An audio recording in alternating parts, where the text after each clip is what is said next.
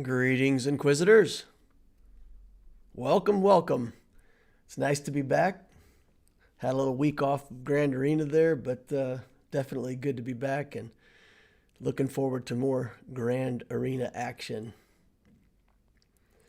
All right, so we've got a few questions from the chat that we're going to talk about. We've got potentially a account or two that we want to take a look at. And of course, we've got Division 10 Grand Arena and Division 2 Grand Arena to work through on my Loquitur account and also on my main account. So we will be doing that as we go along. So let's see. One of the questions that we had in chat was about guilds, and we talked in a prior live about when it's time to change guild and what the advantages are to that. And somebody said, well, I'm in a pretty good guild. We're doing all the heroic raids, and I'm getting real high placement in the raids, so I get good rewards out of that. Should I still change guilds? And for mid-game players, the guild is not really about the raids. The raids are not that hard for most guilds to do, and good placement in those raids is nice, but it's not what you're really looking for as a reward out of guild. When they talk about mid-game players, mid-game is pretty much anything between, 1.5 million and 5 million. So the mid-game is pretty much lasts a long time until you're doing end-game content. And in the mid-game, the two key things that you're looking for are the guild event token currency to get your Negotiator and Malevolence ships. And you're looking for Watt Tambor shards at least. So if you go in here and you look at this currency, this, I guess you call it expanded looking token here, is a Mark II guild event token. And that's the only way in the game to get these two ships. And when you're doing the Hoth territory battles, you don't get much of this. You got to graduate up to the Geo TBs to get the Guild Event 2 tokens. So that's a big motivator for why it is that you want to get into a different guild. You want to be in a guild that's getting you enough currency to get these ships. And that is far more important than placing well in a Sith raid. Because if you place okay in a Sith raid, you still get some rewards, and you'll get your Treya eventually. And then it won't be long before your tray is at 7 stars, and those shards will be going to the shard shop. So it's not a matter of life and death. But this, every month that you don't get these, is another month that goes by before you get your Malevolence and Negotiator. And getting these premium ships changes your fleet arena, and it also changes your Grand Arena. Either one of these ships can go on defense and be unstoppable, or you keep them on offense. And if your opponent doesn't have one of these ships, and you do, you pretty much win fleets, either on offense or defense, whichever side you want. So these are incredibly important in terms of gameplay and account development. Okay, so another question that we've had is about, there's one that just came up about the Hound's Tooth. And how do you beat the Hound's Tooth?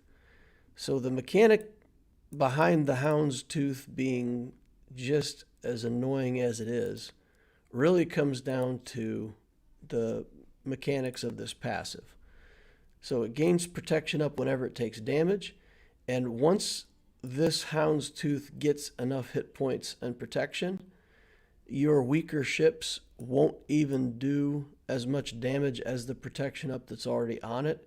And the Hound's Tooth will just sit there taking no damage at all. But that protection up does count as a buff. So one of the easiest ways to beat the Hound's Tooth is to put the buff immunity on it, which comes off of ships like this, where a level 8 Discord missile inflicts buff immunity for 2 turns. Anakin's ship, similarly, on its area effect inflicts buff immunity. So those are good ways to beat the Hound's Tooth. The problem is this basic on the Hound's Tooth, when he gets to do a basic, dispels all debuffs on the Hound's Tooth. So what can happen to newer players when they try to beat the Hound's Tooth with buff immunity, for example, they'll bring in something like the Vulture Droid, they'll put the buff immunity on the Hound's Tooth, and it'll immediately go and remove the debuffs, and you're back to square one staring at a Hound's Tooth that you can't really deal with. So the key to that, you almost have to either have a ship that works around the Hound's Tooth, or you need to be able to stun the Hound's Tooth. So if you have something like the TIE Silencer in at the start, you stun the Hound's Tooth. If he's stunned when you bring in your reinforcement that can put on the buff immunity, then you take him out. And that's part of the reason why I'm such a big fan of this TIE Silencer, is because it works around it. The Vulture Droid is another ship that helps you work around that with Geos, or I'm sorry, the Hyena Bomber. So Hyena Bomber just straight up, where is it?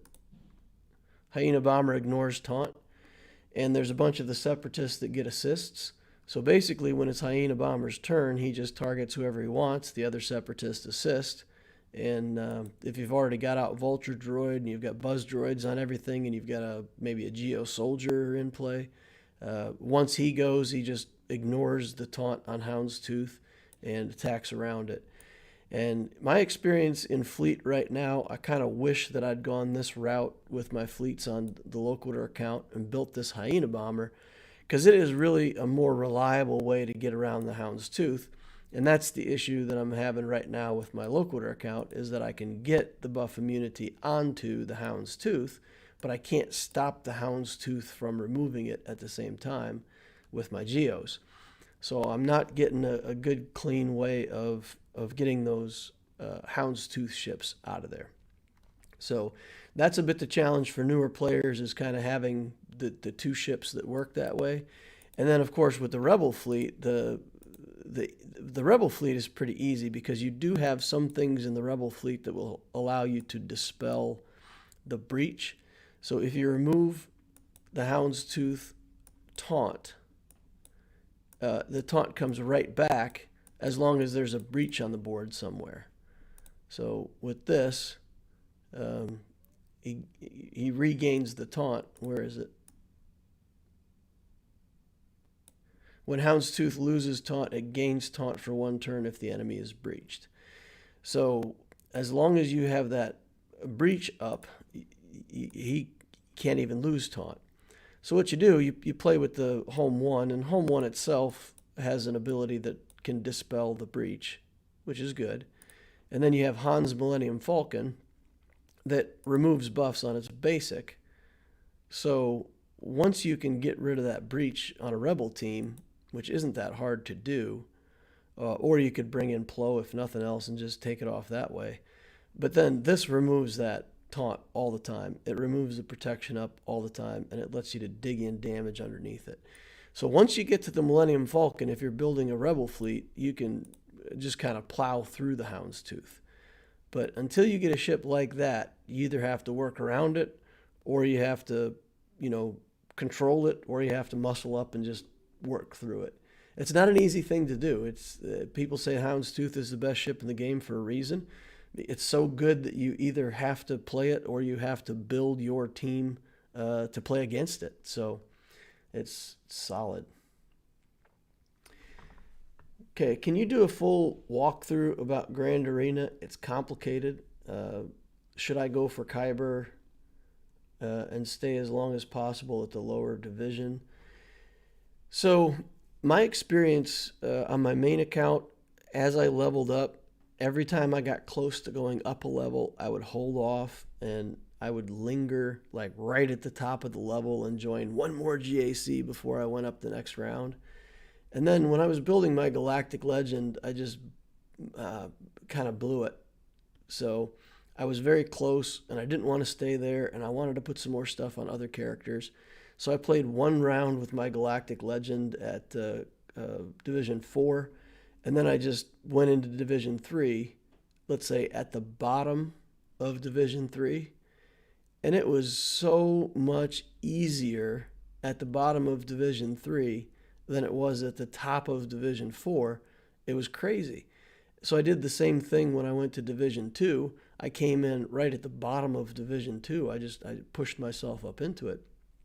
And in those cases, I found it much easier to play lower in the bracket than higher.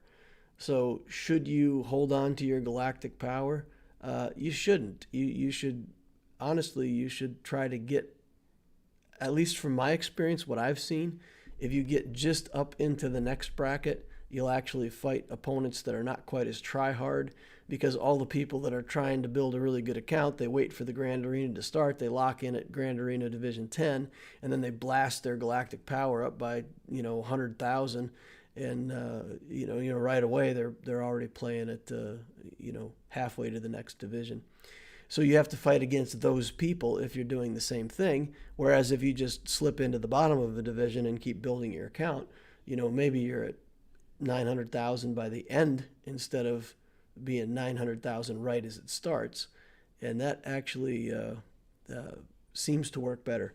And, chat, if anybody else has other experiences, share your experiences in the chat here and talk about what you've seen from your point of view. I only have limited experience with it because really it's only happened to me for a very brief period of time, and I don't have much science behind what I'm saying. But it does seem better to do it that way. Should you go for Kyber? You should always go for Kyber. The idea of going for Kyber is just about doing some of the feats, winning as many matches as you can, maximizing your banners. You always want to leave enough stuff for a good offense. But as most of you will know, I'm a fan of putting on a pretty good sized defense too, because I want to win. I don't just want to go all offense against all offense and give it away on two banners that the opponent got over me. I want them to have to work for it, lose banners on my defense, and I still want to be able to use my offense for a clean win. And sometimes I do get stopped, but if I clear 3 zones and they only clear 2, a win's still a win. And as you guys saw from last season, I won 10 out of 12 of my matchups and got stopped a couple times on the Loquitur account, and we still made Kyber. So Kyber is always the goal. That's the whole point. All right. Relic 8 Kylo Ren Unmasked. Absolutely. Relic 8 Kylo Ren. And it's not because it's good. It's just because I, personally, I'm just such a huge fan of this character. I love it so much. I put it to Relic 8 as soon as Relic 8 was available. I bought it out of the store because I am like stupid about this character.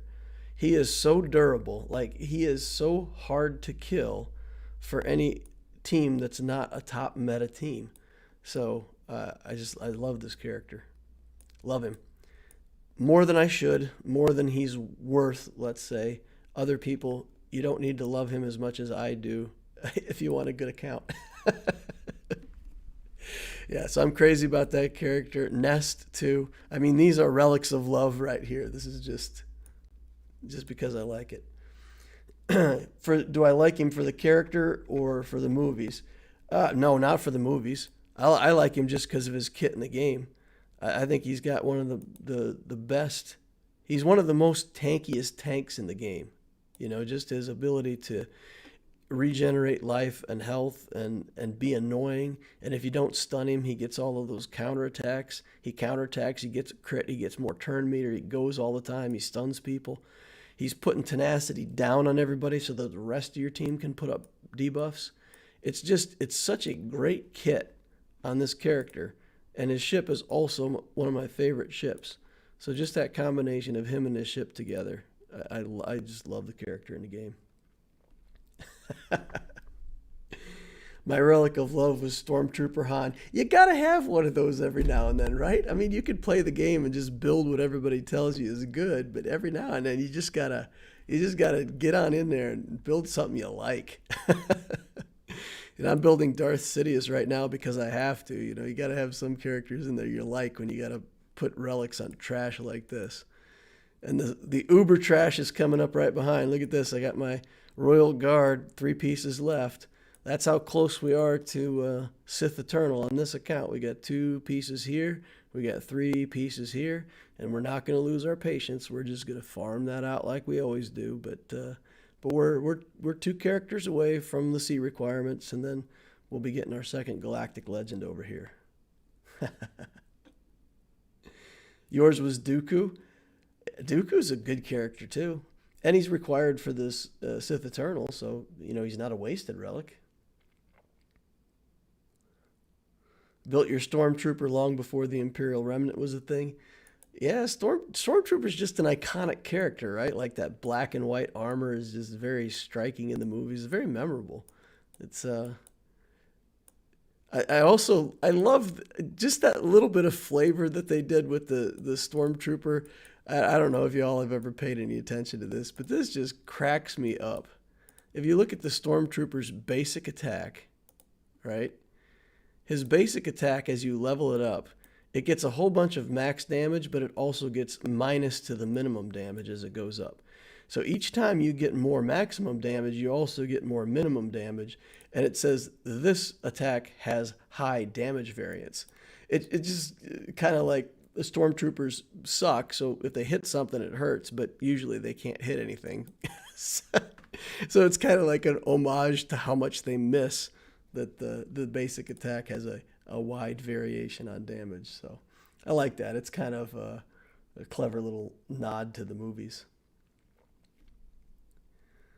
I got Gear 11 Lobot. Ooh. I don't know if that's a labor of love. I don't know who loves Lobot, but the idea is great, like pineapple on a pizza. Yeah, Rose Tico. We got to get Relic 8 Rose Tico. That's coming next. No, it's not.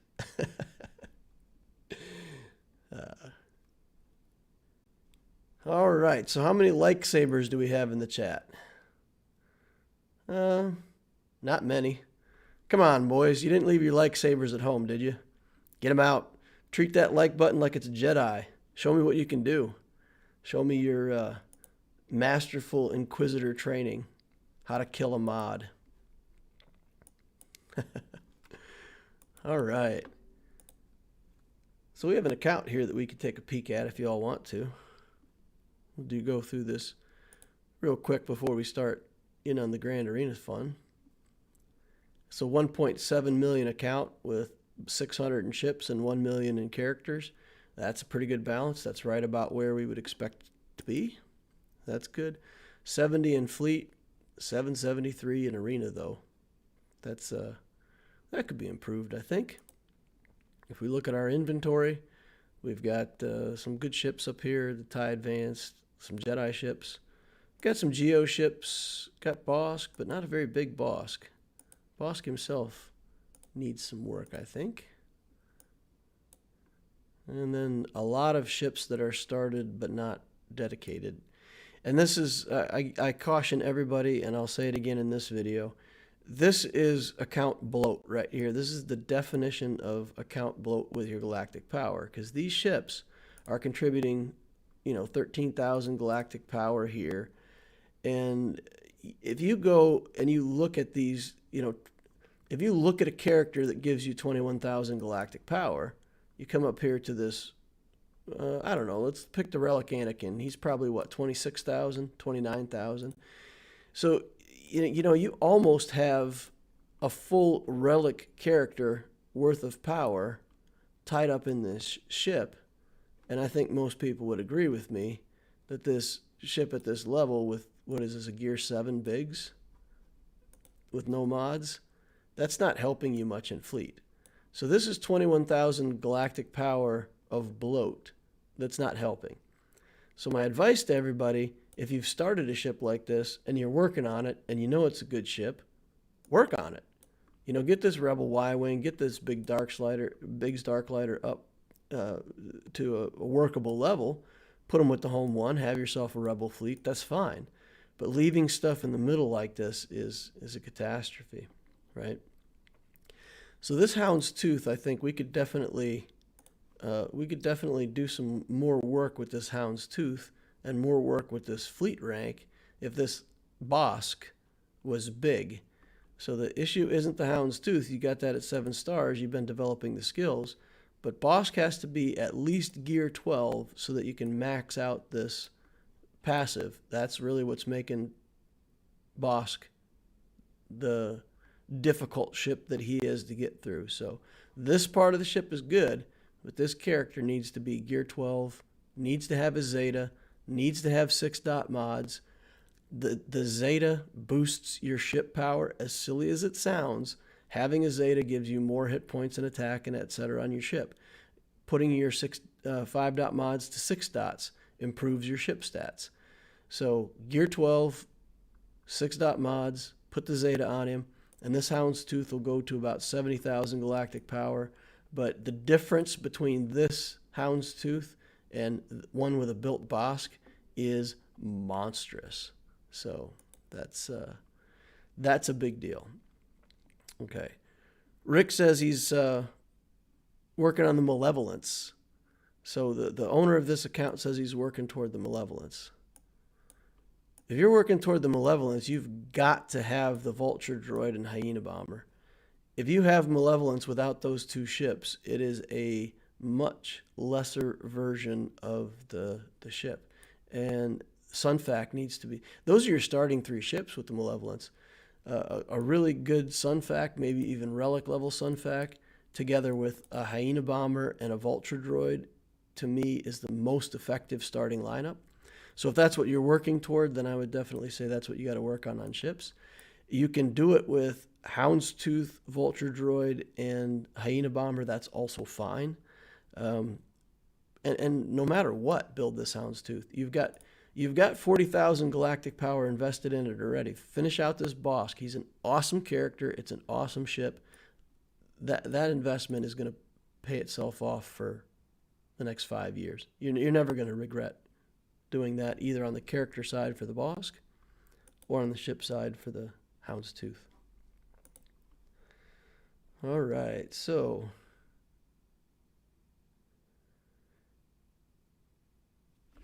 at Darth Loquitur, we have a PowerPoint for this one. For the fleet stuff, you mean? Nabokov, you'll have to tell me what you're talking about with the PowerPoint. I went too far past the message. Okay.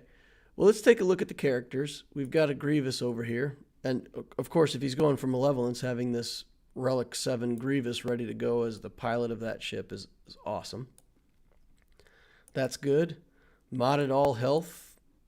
Health everywhere. Crit damage, that's okay. Health, that's the way you should expect to see a Grievous modded. Tons of health. Critical damage. His crit chance is usually pretty low, so yeah, 80% crit chance.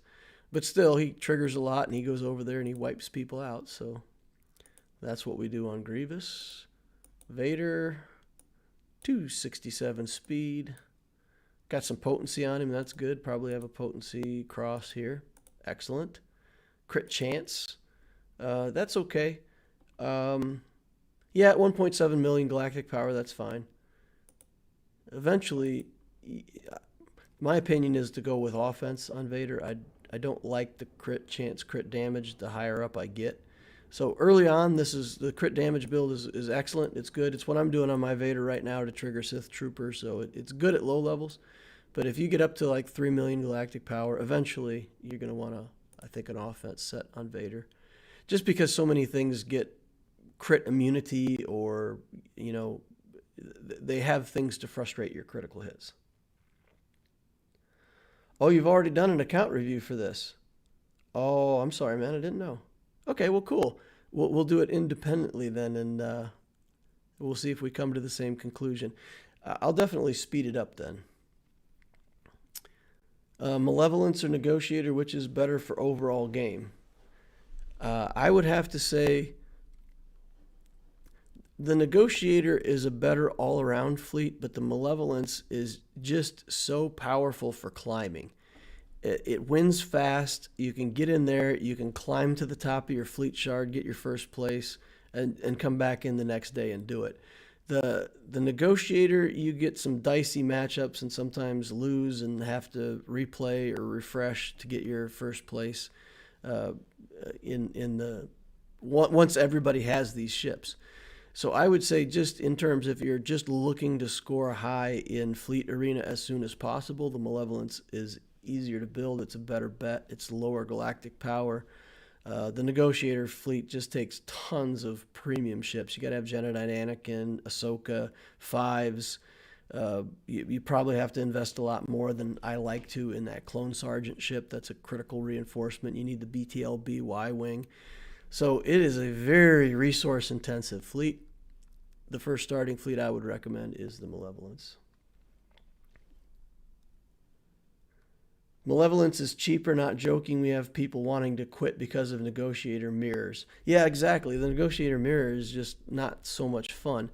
So the Malevolence is just a good, clean win, you know, and every now and then the Negotiator can get out of your control and beat you, and that's fine. You just forfeit and come back in again, and you go fast. You know, you win or lose, but you win or lose in a hurry.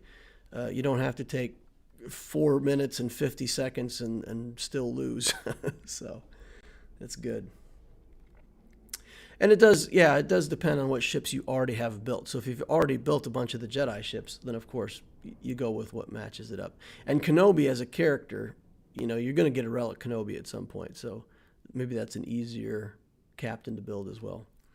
So we had one specific question on this account that I'm going to answer. And if we've already done an account review in Nabokov, then I'm not going to spend tons of time in here with mods and all this other stuff. He asked about the speed on his Jedi Knight Revan because he's got it cranked up to 319, which is a lot for a JKR. And he's wondering if maybe that's a good idea. And I would say two things specific to this account. Who else are you going to put those mods on? You could put them on Padme, but she doesn't need to be that fast. You could put them on Commander Luke, but you want more damage stats on him. You don't have anybody else right now that needs those mods. If you had Moff Gideon, well, giddy up. Take them off of him and put them on Moff Gideon, and you'd be at like 361 or something like that with those mods. I can't calculate quite that fast in my head, but you'd have an atrociously fast Moff Gideon.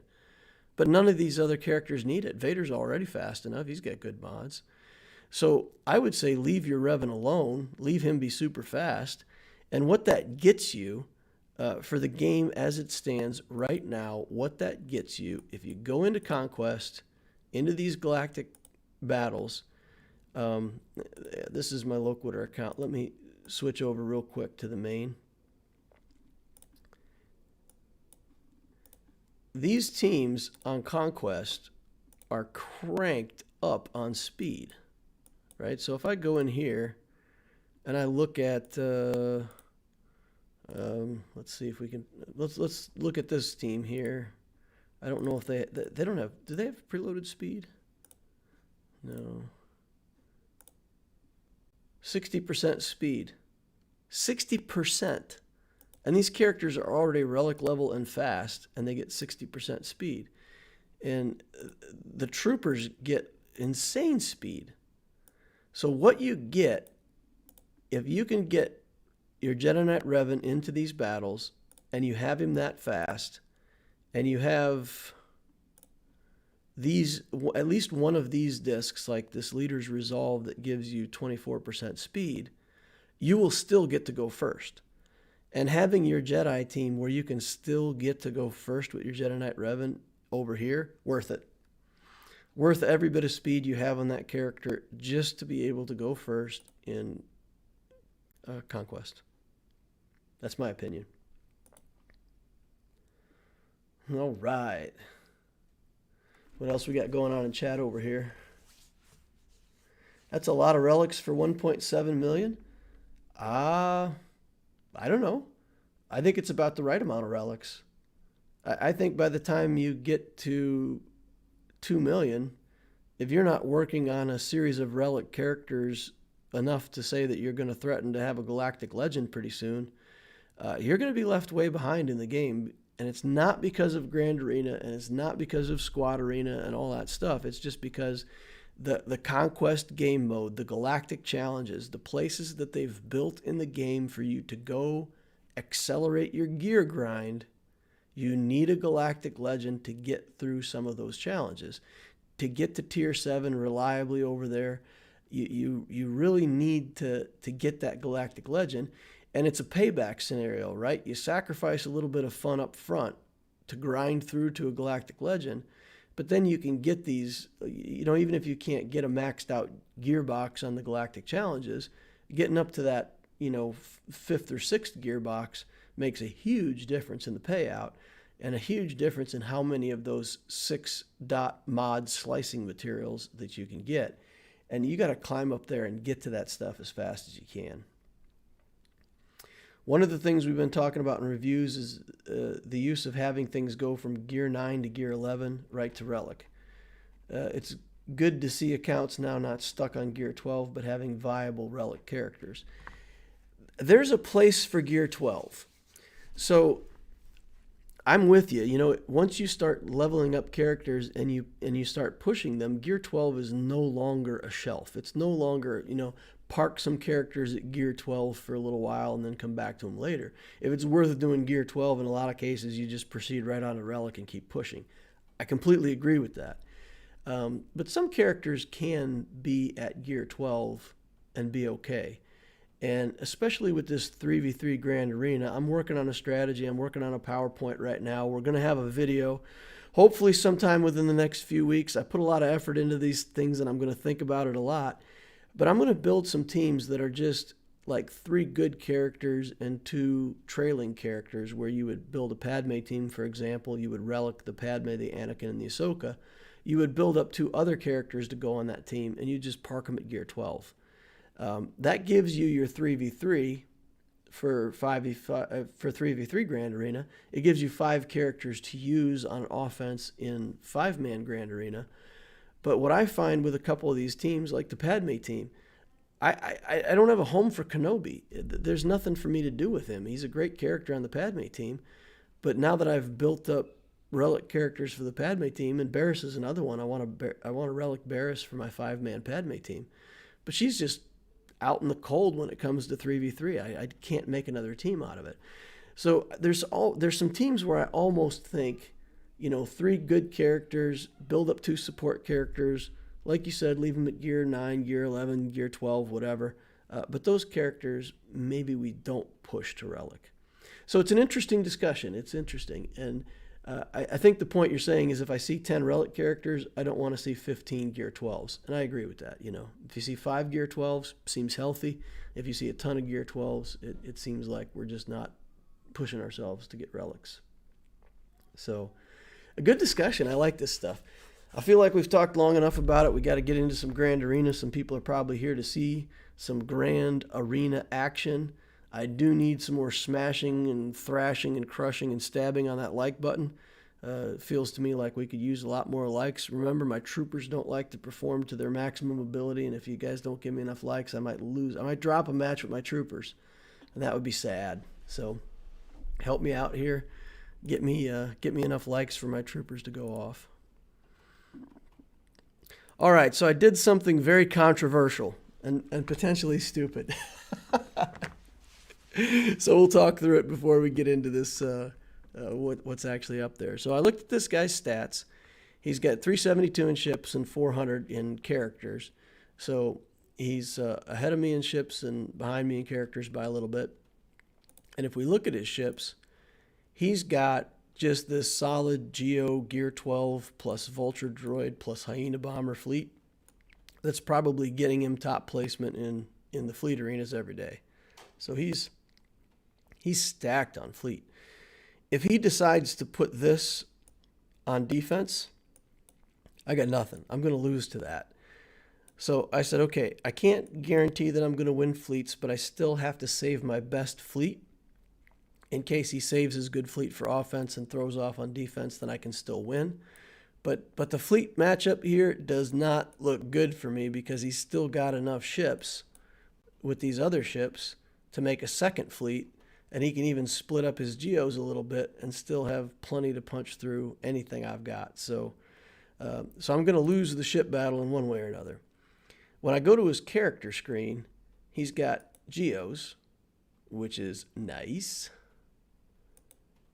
all Gear 12. He's got 5 Shock T. He's got clones coming up. Rex over here.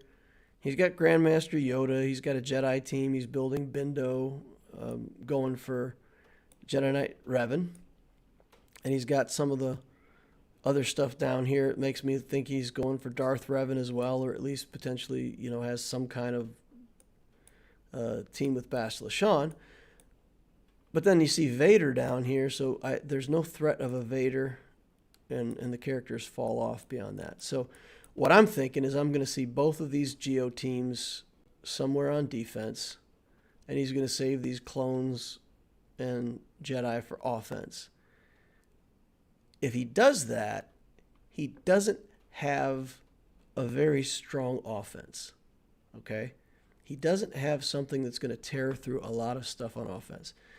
So I thought, and maybe I outthought myself, but I thought, let's go in here and put a really good defense in front of ships. And I don't have one. I don't have a good defense. I've got my Geos down here, right? I've got my Relic Spy, and I've got, the Geo Brood, and we put in Sunfac with these guys to have 2 tanks to protect that Spy. I don't think he's got anything that can beat this. I expect that to hold. But then I came over here, and I'm looking through my inventory, and I'm like, what can I put here? And I just don't have another defensive team that I thought could hold. So I said, to heck with it, putting my Vader on defense. So here's my little team with the Sith Trooper and Vader and my Kylo Ren unmasked. I love this trio. It's solid.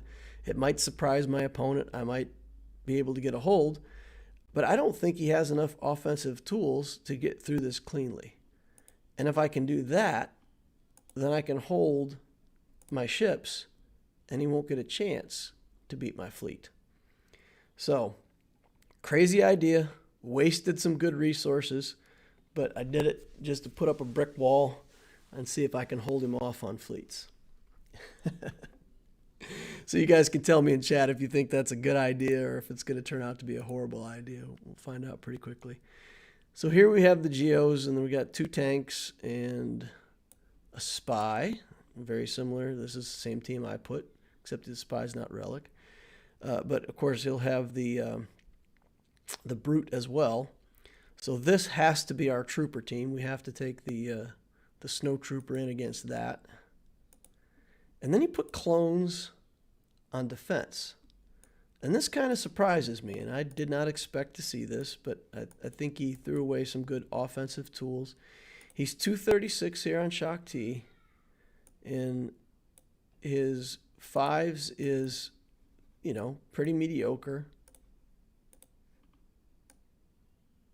And then you put Echo in here, where I would really expect to see Rex. So it's kind of I don't know for sure what he's accomplishing, what he's hoping to accomplish with this team, but it doesn't look that hard to beat. And it's not auto-deploy, because I'm pretty sure that's not the order of the power of the characters in terms of auto-deploy. So he's putting the clones on defense, and I'll have to figure out something against them. So what I've got to go with for 3v3, we've got our Trooper team. We've got this 1 Relic Padme team. We've got Jedi.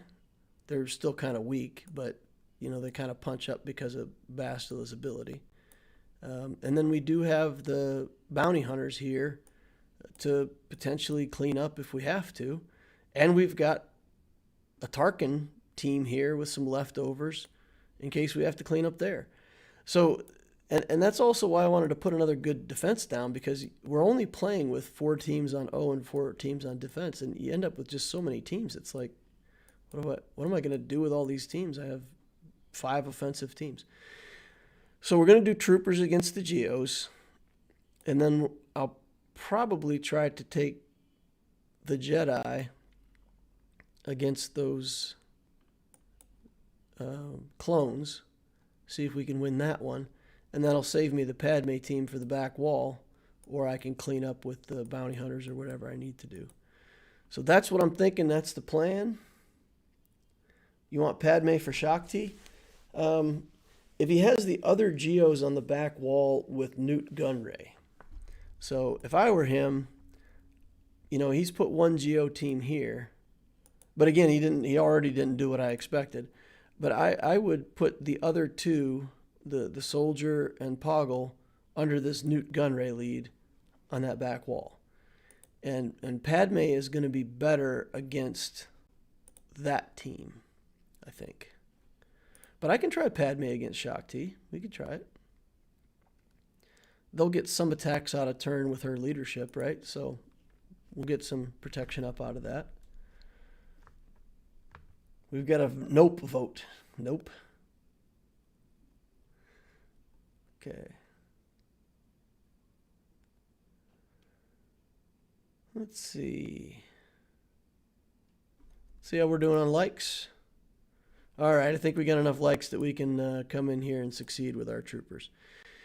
So let's look at what we're doing with troopers then. I picked Piet to go along with Snow Trooper. I know Nabokov wants me to play the Piet with Vader, but Vader's sitting on defense. So this is the best place for this Piet. We're just going to use him, juice up with the Snow Trooper. We'll sacrifice Veers and hope that we can get a couple shots off with the Snow Trooper and take this. All right. Here we go.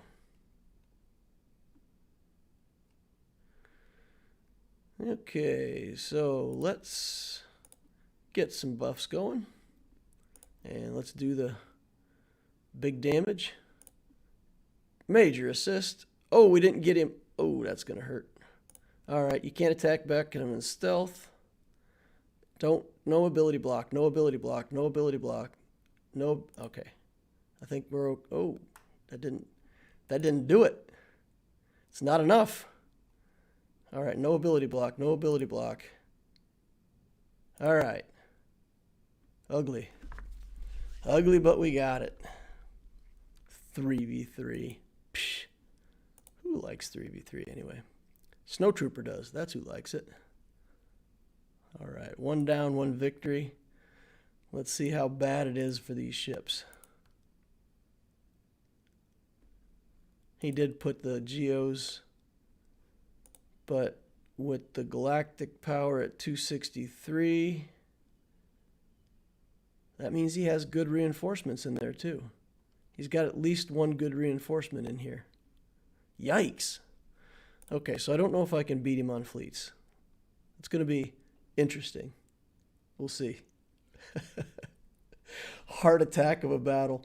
Yeah, if they would have got ability block onto that Snow Trooper, that would have been pretty dicey. All right. So that's a two Zeta on Shakti and a Zeta on 5s. So we don't want 5s to sacrifice. We can kill Shakti first with no problem. So let's see if we can control this battle with our Jedi. Or you want me to take Padme in against that? I don't know. I feel like, let's see, debuffs. I feel like the Bastila team's just going to be better there. What do you guys think? See if we got any other votes over here. Let's see. Talk about the power of Huck stopping turn meter. Huck stopping turn meter is it makes you immune to troopers, that's for sure. So it has its purposes. It's good against certain teams, but if Hux is up on defense, then you just don't use that team. If you're saving your Hux on offense, then sometimes you don't even find a team that you can shut down with stopping turn meter. So it's a great gimmick against the teams where it works, but it's not always easy to find those matchups. Use Padme, Jedi. All right, we're going to have to do eeny meeny, I think, at some point.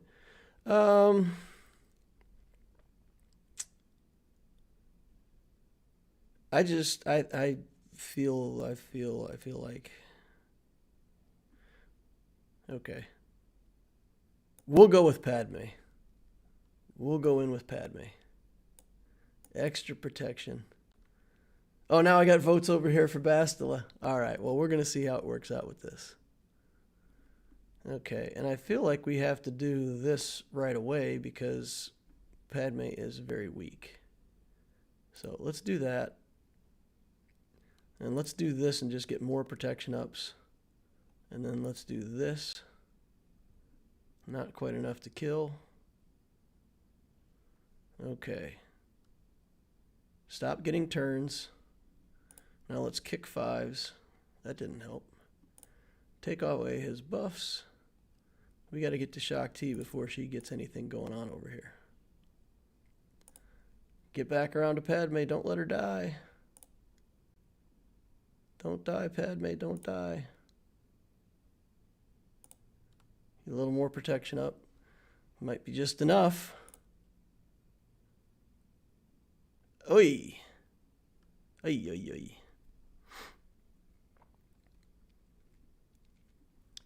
All right. Not entirely unexpected, but we got Shaak out of there, so maybe we can clean up with this Jedi team. We'll get the Jedi and the Padme team. All right, so let's see. How do we want to do this? We don't want to use the bounce yet. I don't want to use that yet. Let's just do the big attack and see if we can get rid of some turn meter. That's good. Yoda go in again. Let's do the taunt. Bring it over here for a second. Now we'll jump in. Now we'll spread buffs everywhere. Stun him down. Put him under ability block. Yoda go crazy. Don't get my protection. Leave my protection up. All right. That's as many banners as we could get on the retry. Why no AoE? Let's look. Oh, okay. I thought this heightened reflexes. Yeah, this is where they get the retribution. I didn't want to trigger retribution, but yeah, that's on her passive. She was dead, so. All right, correctly predicted the Nute gun ray Geos. The Jedi would have lost too. Yeah, the Jedi would have lost too on that first round.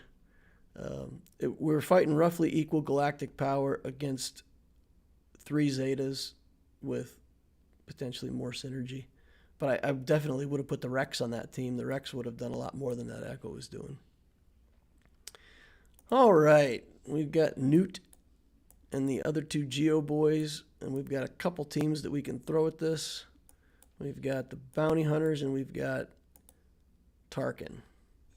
Let's go in there with Tarkin first. I believe the Jedi would have won. Yeah, maybe. We'll never know now. It's too late for that. All right. Stormtrooper.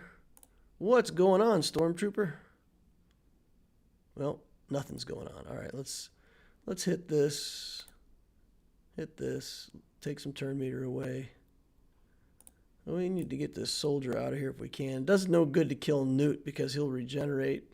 And then once he's back, he'll get that ability back at the start of the next turn again. Boy, this isn't looking promising at all. I don't know. Trading turn meter for a whole bunch of damage. Alright, well, we'll see if the Bounty Hunters can do anything. Like I said, I don't have much hope against this. I guess I should have kept my Vader, but I wouldn't have expected him to put quite that much. I don't think he's going to clear anything on offense. I don't know that he's got anything left that's going to beat either one of those teams. All right. Beating down the Django. And my cooldowns are reduced. Well, that's unpleasant. Let's see. Let's put him on fire. Get him the ability blocks. All right. Yeah, let's do the taunt. That's a lot of damage. All right, let's do missile. Let's not pay the toll and just net this guy and see if we can get the kill. Nope. Come on, Boba, you can do it. Nope, Boba can't do nothing. All right, so that looks like we're stopped. We'll go over here and take a shot at these fleets. But again, he put so much on fleet that I don't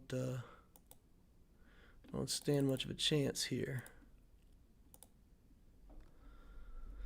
We'll take in 2 reinforcements. I guess if my Tarkin is better than his Tarkin by a little bit, we may potentially get to go first, and that may be the difference if I get good RNG on target locks. So let's stay away from the spy. We'll just... maybe we can kill spy. Kill spy, 1 hit, go. The battle suddenly looks better. Got 1 ability block, that's nice. He got 1 ability block. Stop shooting me. All right, let's see. We can go over here because we don't have buffs on right now. And take him out. Well, boys, this is looking up. We'll just bring in Plo right now. And we're just going to take turn meter off of him. Get stunned, don't care. See what we can do. No reason to use the stun ability. He didn't have any buffs up, so we wouldn't have been able to stun him. I think we can kill Ahsoka in 1 hit. That Relic Spy. You gotta love the Relic Spy at moments like this. At least, I love the Relic Spy. I love the Relic Spy. I love you. Give him a big hug. Hug the spy. Sweet, sweet banners. All right, I'd given that one up, but that spy being able to go first and absolutely destroy.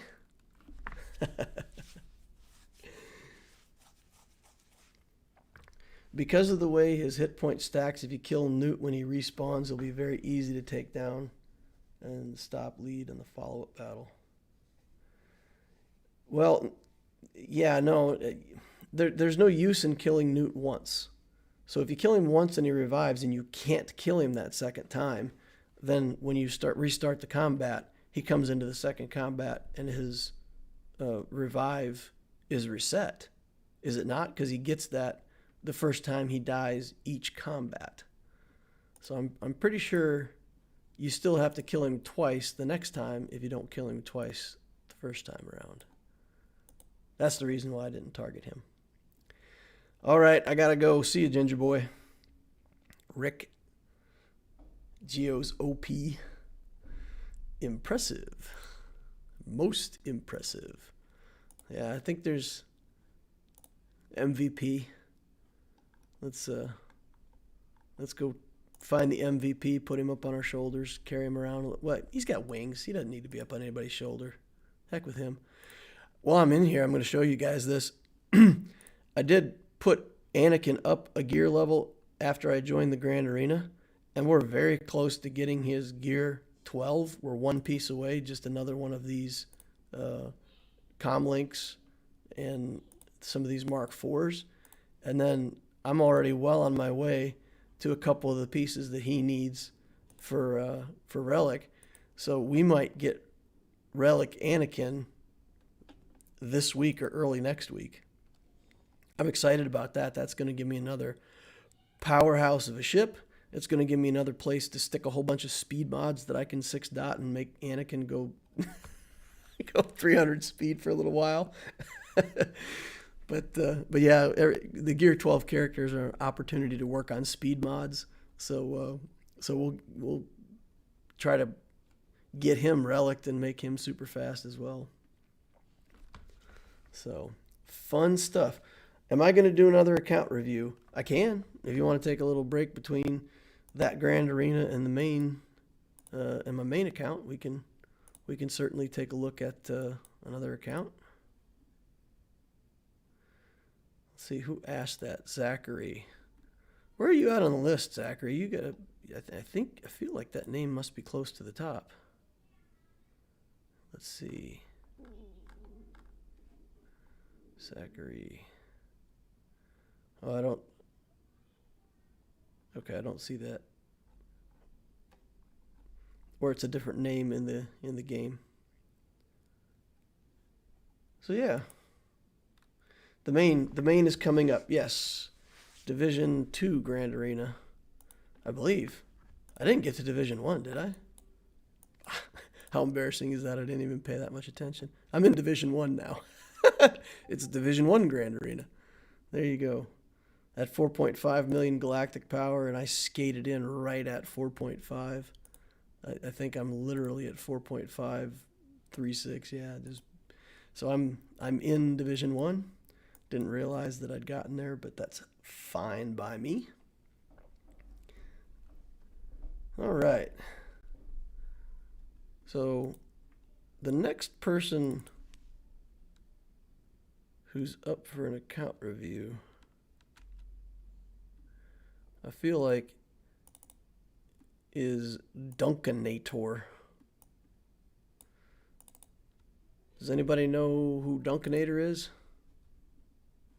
Is that anybody that we've got on stream?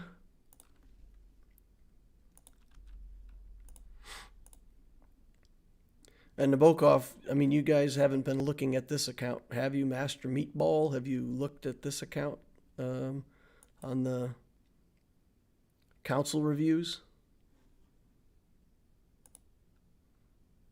Do you want to review mine? Yeah, we've got a list. I'm trying to work through the list. We were going to do Zach's if you'd like to go ahead. Okay. No, I'll leave that with that. We'll take a look at Master Meatball then. Okay.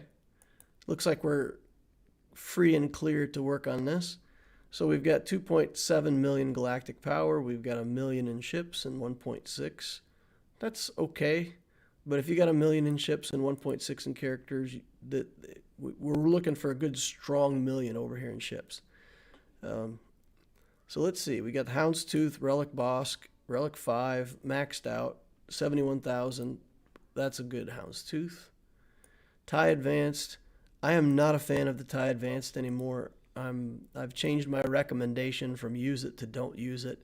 For 61,000 galactic power, this ship has 7.4 hit points. If the opposing team sneezes at it, it's dead. It has so much priority in the game. Like every other ship in the game that you could put, the AI will attack the TIE Advanced first.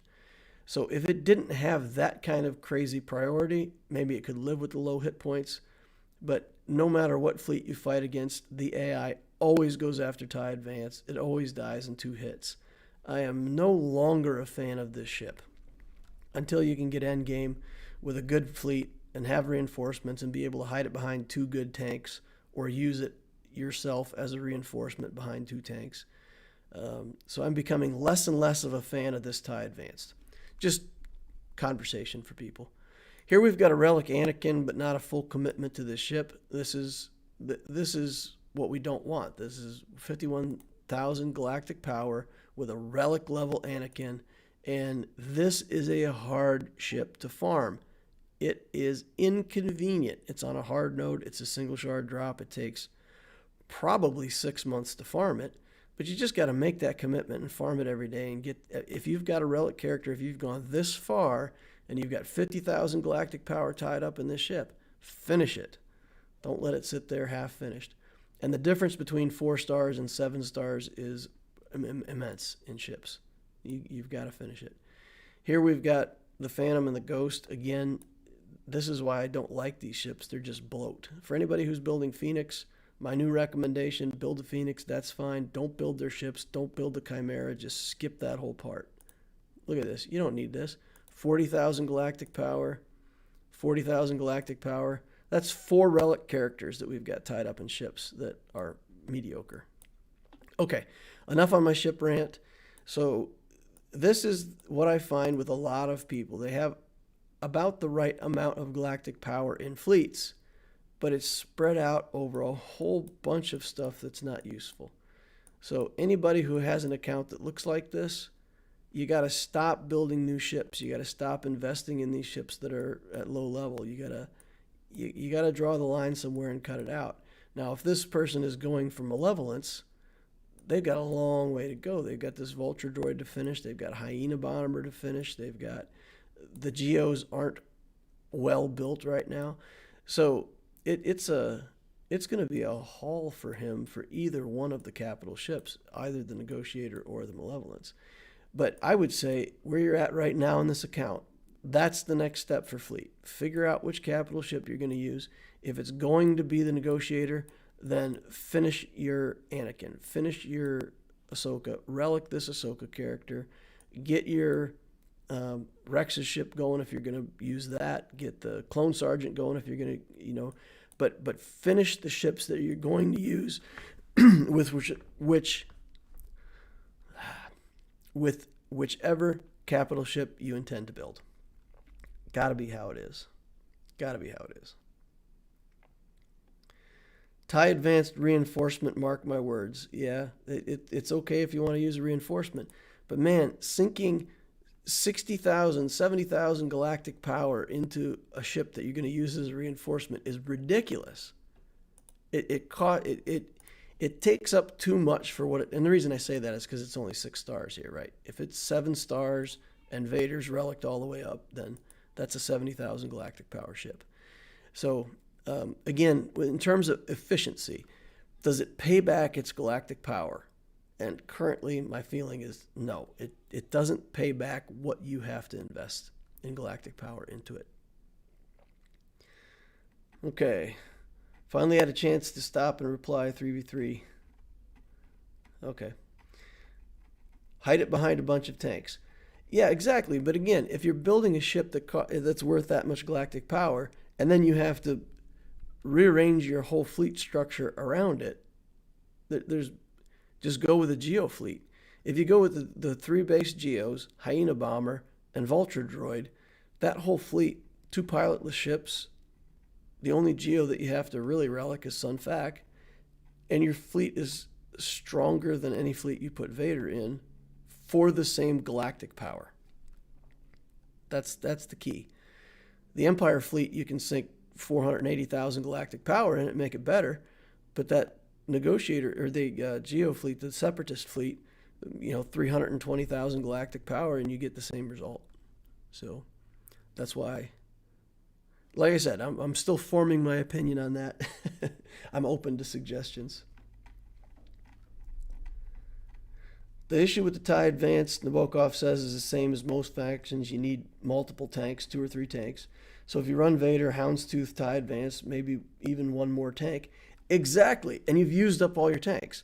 And then okay, what am I going to use in my other fleet? Like where am I going to, what tanks do I have left to protect my other guys, right? So that's exactly it. You just run yourself out of tanks trying to protect that. And if you don't, then you're just done.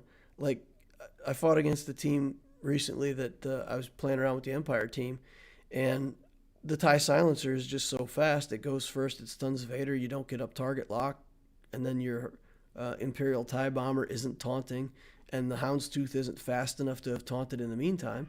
And you take like 2/3 of your life in one hit, the capital ship does an area effect, and Vader's dead. And it's unfair. It's stupid. You should not die to 1 hit from a ship and an area effect from a capital ship, and you lose your main damage dealer. So that's what the TIE Advance is up against. All right, we're going to shut up about ships now, at least for a minute. Let's take a look at what we got going on with characters here. Relic 5 seems to be a stopping point. He does have Jedi Knight Anakin to Relic 6.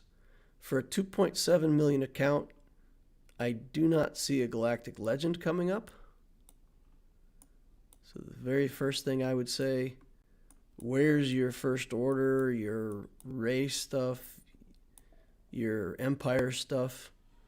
Like, what Galactic Legend are you building? Because you have, what, 9 Relic characters, and Bounty Hunters are coming along nicely. We got a good Bounty Hunter team. We got a few other characters that we're working toward Relic, but no commitment to a Galactic Legend. And if you mess around with this, and we see it again here where somebody's putting all kinds of the Gear 12 on the left side here, because that's easier to get, so we fill those squares in, and the left and the right side is harder to get, so all these characters are just open on the right side. Don't do that, folks. If you're going to commit these resources, finish it to Relic. Commit these resources, finish it to Relic. There's no, see, if you look at this right here, he's got, oh, I can't see it on his account, but this right here is, that piece would trade in for Electrium Conductor, or yeah, Electrium Conductors. This piece right here would trade in for Electrium Conductors. This for Electrium Conductors. So those 3 pieces right there would give you like 40 Electrium Conductors, which is what you need to get this guy to Relic 7, right? To get your Anakin to Relic 7. These bayonets, well, they're used for Relic 8. What am I looking for? This right here, this HoloLens, that's used for the other part of Relic 7. So by putting these things down without commitment to relicking the character, all you've done is committed resources that could have helped you relic that very character and use them to instead not relic another character that's coming up. So that's what we're up against here. So this account, my main advice for characters right off the bat, just looking at this, if you're going to build this Rebel team, focus it, build it. Don't keep working on a whole bunch of these other characters. With your regular energy, knowing that we've got all of this stuff open, with your regular energy, you have to farm the stuff that I talk about in my Relic video. You've got to farm this bayonet. You've got to farm things that will get you Relic materials while you finish this stuff out. That's what I would do on this account. I would focus on the shard shop for those purple pieces, the fleet energy to close these things out, and with my regular energy, I would just farm the heck out of bayonets and other like the node that has the back to gel on it, that also has this cybernetics, whatever this is, Mark 12 cybernetics. I would just farm those. I would do that for 2 months until this account is stabilized and these characters are reliced. And then pick your Galactic Legend and go straight for a Galactic Legend. That's got to be what this account does. And I know that there's no Darth Revan here, and probably there's stuff somewhere here to start a Darth Revan and get that Malak, but I wouldn't. I wouldn't mess around with all that stuff. I would stabilize the account and go straight for Sith Eternal Emperor. I think that's the best bet. We do have some Imperials in here. We've got Palpatine. Did I see Phoenix in here somewhere? We have some Phoenix. There's probably a Thrawn in here somewhere that I'm missing. Stabilize your relics, go straight for C. Maybe you could relic Nest in the meantime just because I'm in love with her. That's my advice. Okay. What's the ideal Malevolence fleet? I think the best starting 3 is a Relic Sunfac, the Vulture Droid, and Hyena Bomber. The Vulture Droid regenerates itself the first time it's killed under a Separatist capital ship. So you have to kill that one twice to even get started with it. So most people just leave it alone, and it's such a deadly little ship, and you have to leave it alone because it doesn't do you any good to kill it. The Hyena Bomber is tough as nails in that lineup. It is just ridiculous to get through that ship. And Sunfac is coming in and out with the taunt in the meantime. Your first reinforcement is Spy. Your second reinforcement is whatever you want.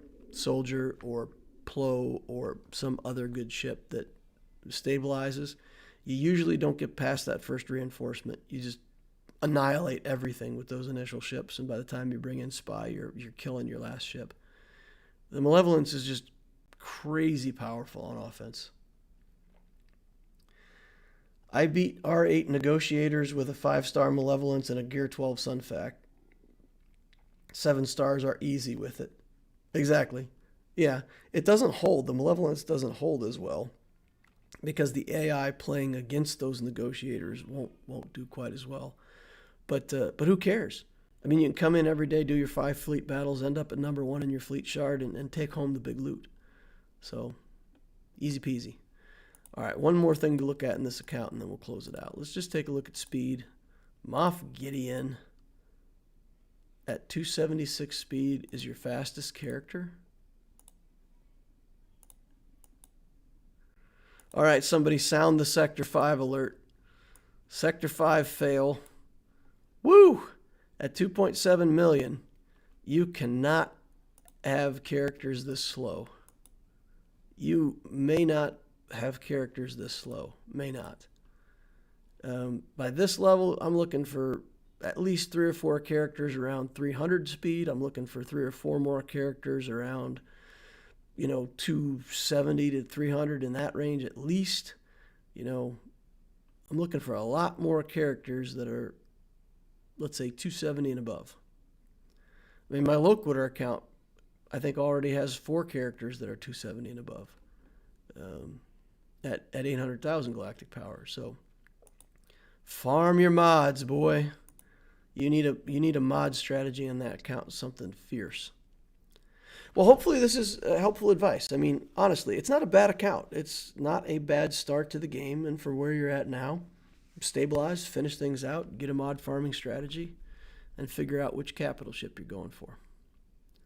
All right, enough of that. Let's see what we've got over here. Now, I didn't think about putting Revan on defense. I probably should have put him in the penalty box again, put him on defense, and made him sit over there and not crash our game for us again, but I think I've got him on offense this time, so let's hope he doesn't, him and his million pixels don't wreck my game.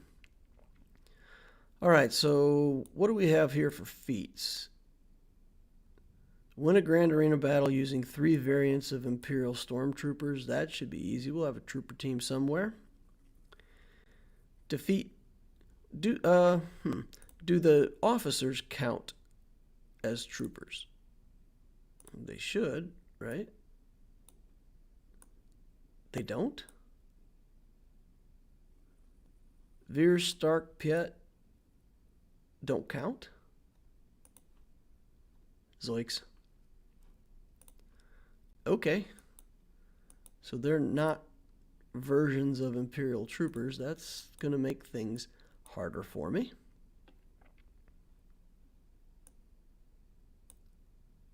Okay. Defeat 6 enemies with Imperial Stormtroopers and their variants. Yeah, we should be able to get something done with that. Maybe just not this Grand Arena. Come on. I wasn't paying enough attention to that. That the officers weren't the stuff. All right, let's take a look at chat over here. Vader says Sunfac, Hyena, IG-88 ship reinforced with Vulture droid, spy, and soldier. Yeah, because the IG-88 counts as a droid, so it's part of the droid fleet. That works. My Grievous is Gear 13, no relics. Okay. Yeah. The relics just put on... I believe at the relic level, it doesn't change the offensive or damage stats of the ship. I believe at that point, it's just increasing your speed. But still, speed is pretty important. Okay, as you obtain more characters, you need to have 10 to 15 characters between plus 90 to plus 150 speed. Yep. Show us the node that you're on in Conquest. Well, honestly, I mean, I'm almost done with Conquest on this account, right? We've got Sector 5, and I've gone back and recycled a few battles, and I haven't been able to go back and complete some of these feats. So I'm just working my way through it right now the first time, and then I'll go back and try to clean up some of the feats here on the leader, and every now and then, I don't see any. So the area feats here I have to finish. So I have to, do these by repeating battles within that sector. So at some point, I'm actually going to have to do a couple energy refreshes, I think, to close it all the way out to the final box. But I don't think I'll have a problem finishing this out. So I'm two battles away from this field of good stuff, and then so 3 battles from the end. And I still have not seen a purple disc on either one of my accounts. I have not seen a purple disc anywhere. So, don't know how to get one of those. I'm definitely not getting lucky. But I like the Conquest game mode. I got stuck on Loquitur, though. I mean, there's 2 teams that I can't beat either team. And I even bought a bunch of the boosts, and I tried boosting my speed and boosting my protection and going in like artificially pumped up.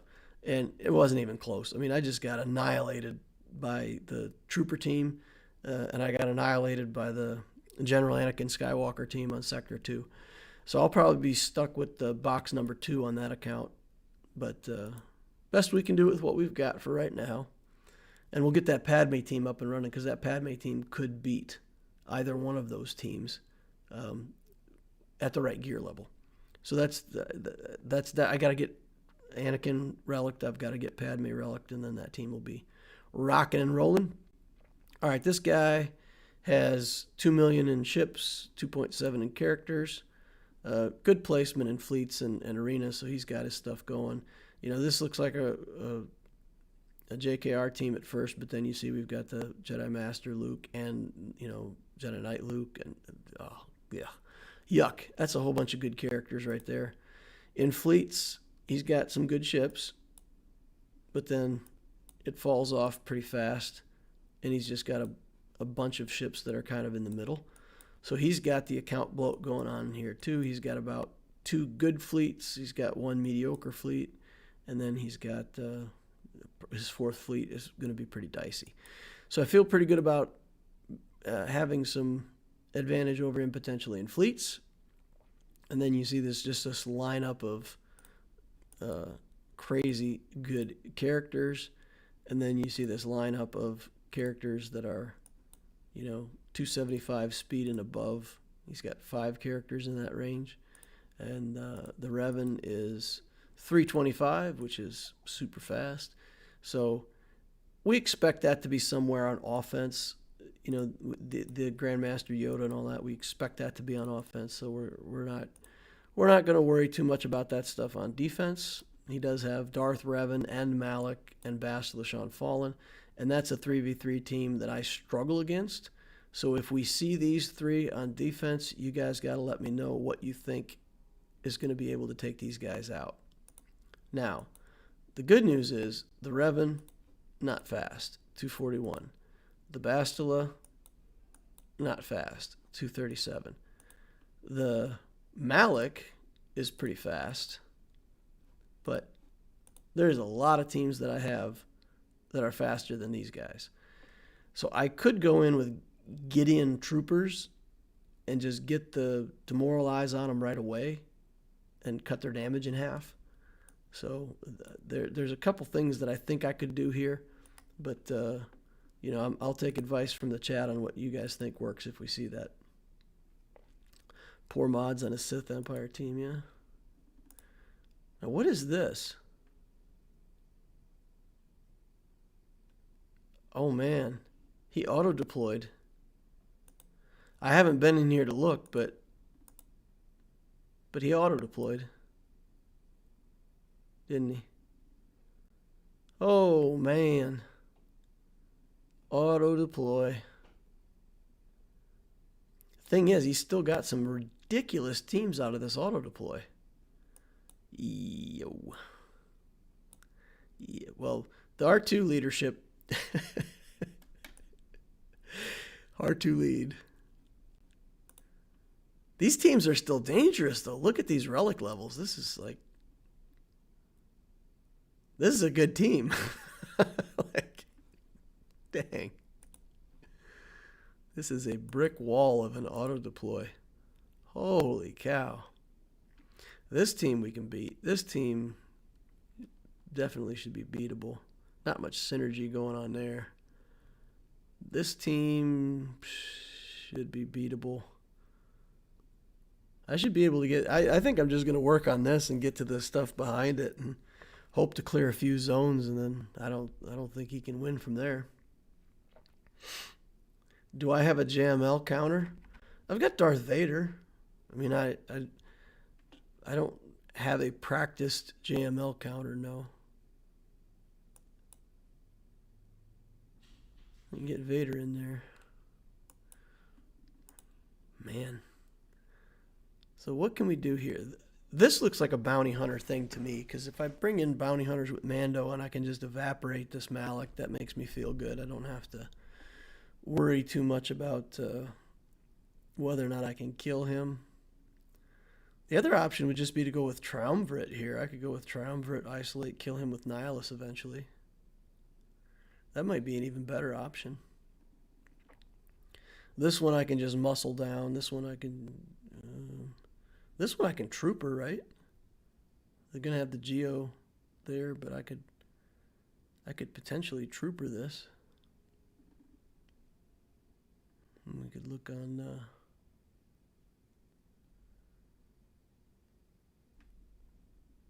maybe a...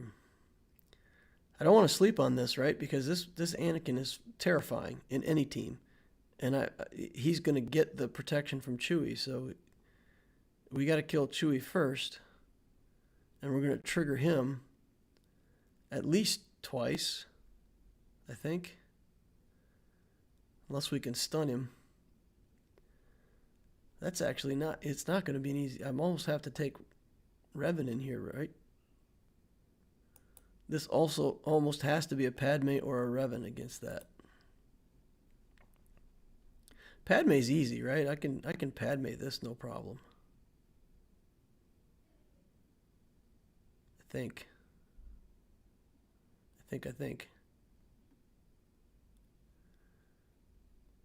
Is Anakin, he must be getting the protection. Well, he's got a lot of health. Let's see. 90 and 45, 93, 45. What? 140. Something.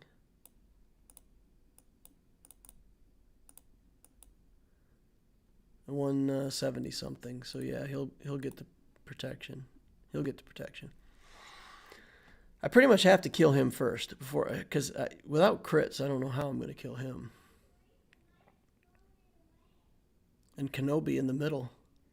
That team is way harder than it should be for auto deploy. At least they don't have a leadership skill, right? So, what do you think about a Padme against that? It's almost a waste of a good team, but I don't want to sleep on it either. And then we almost have to have Ahsoka in here to work around the Kenobi, right?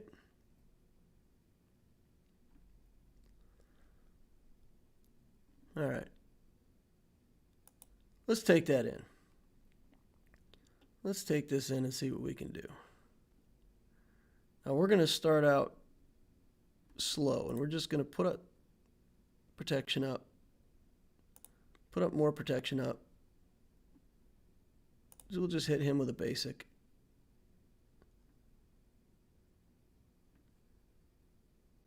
Okay. Now we can get back some life and protection. Let's go after Chewie. Let's hit him with a big bop. Oh, now we're triggering Anakin. He's getting all mad. All right, take him out. Get him out of here. All right, that's that at least. Now protection's off. We can kill Anakin. Stuck behind taunt. Yuck. All right. Get that foresight off of him. We've got buff immunity on Kenobi. So for anybody who doesn't know how good buff immunity is, you get to see it right there. All right. I don't think I'm going to get enough protection back to get any banners back, but we won. We got him. Okie doke. How do I get Loquitur to review my account? You go to Discord, like they're saying in chat, and you get yourself on the list, and you wait a while because there's a lot of people who have asked. So, unfortunately, that's the account reviews are going to take a while to get to. But what you can do is you can go in the general chat and just ask a specific question and say, hey, I've got this kind of account. I'm wondering what to do about this character. And there are a lot of helpful people in my Discord who would give you very good advice on how to take care of that. I want to try something. I want to try my Mon Mothma team against these guys. They don't have that much straight up damage. I feel like this is going to be a full banner win. Full banners. Let's get our extra little guy. And K2 is just a brick wall, this guy. Look at this. Look at this guy. You got nothing on this K2. You're not going to debuff him. He's got like 14,000 tenacity. 14,000.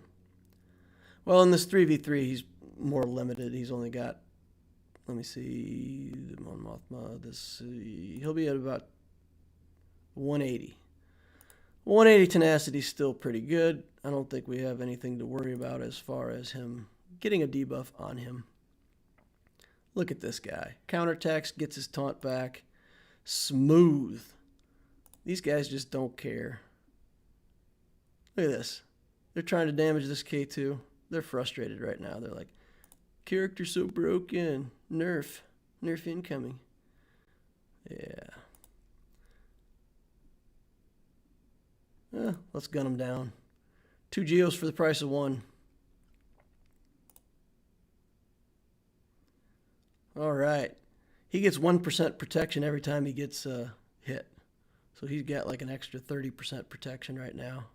Look at that. Full banners. As predicted. Never threatened. Smooth.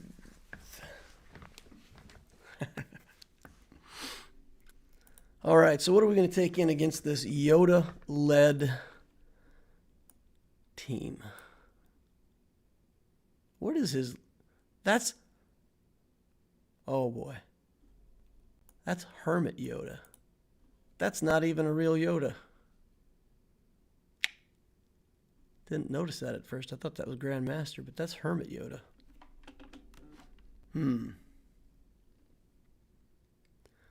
I feel like I need an Annihilate against him because he can just do ridiculous things if you don't have a way to just straight up blow him out of the water. So let's go with a Bounty Hunter squad like this. These guys are good. They're fast. And Mando is going to evaporate Malak. It's going to make him disappear. Be like a magic trick. All right, here we go. Let's duck under stealth to get more stacks toward our contract. What are we predicting out of this? He's pretty tanky. 58,000. 27,000. Not great. Not great. Aura. You need to do better than that. I don't care if he's tanky. You got to hit him for like 48 billion. Okay. Stun him. Yeah. Get that off of him. Here we go. Ready, 1, 2, 3. See you, Malak. Poof. And that's how you solve a Malak problem. And this is how you solve a old Ben problem. You put it on auto, you lean back, you read the chat. 3 Imperial Troopers. I'm going to have to do it with 3 First Order variants of Stormtroopers because I literally, on this account, I have no good troopers. My ranged troopers like Gear 11, all my troopers are garbage. They're just there to support the officers. And if the officers don't count as troopers, then I'm kind of out of luck with a lot of this. All right, so let's go back here. Let's see what we got back here. Relics for days. Phew. Let's just go make sure that he can't clear a zone. I mean, he's not going to be able to clear this, right? Boy, those teams aren't that great. Let me look. Let me just look and see what he's... Man, this is just a lot of Relic characters he's got. So we cut off at Han. If I go out and I look at his account, all the Relic characters that he has in order of galactic power, and we cut it off at Han.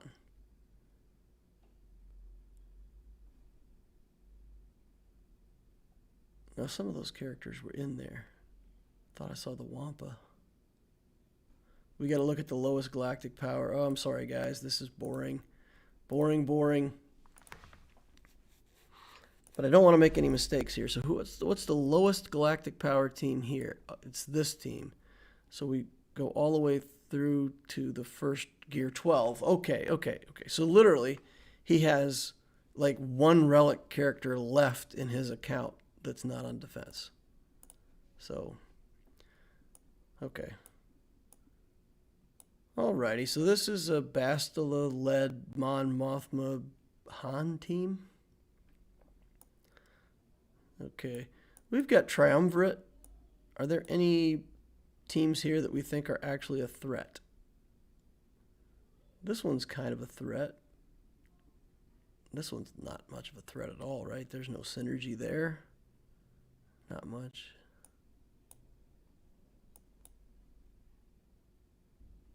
We can do Triumvirate here. Or we can save some teams and try to take out something on the main line up here. Eesh. That team is no synergy. We'd probably take that team out. Let's try to save some... Oh, man. I got to clear a zone, though. I have to clear a zone. Just in case he does get something going on offense. I just need the banners. All right, let's take stock on what we got. We got Nest. Who can we nest? So we need somebody that doesn't do that much damage in one big hit. What's Bastila's potency like? A lot. Okay, so she's going to be able to... No! It's not. She's only got 1 potency mod, and she doesn't have a potency cross. Okay. She can't debuff me. He can't debuff me. I think that's a nest.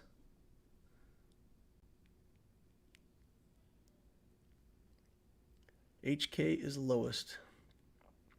Morning for me in the UK.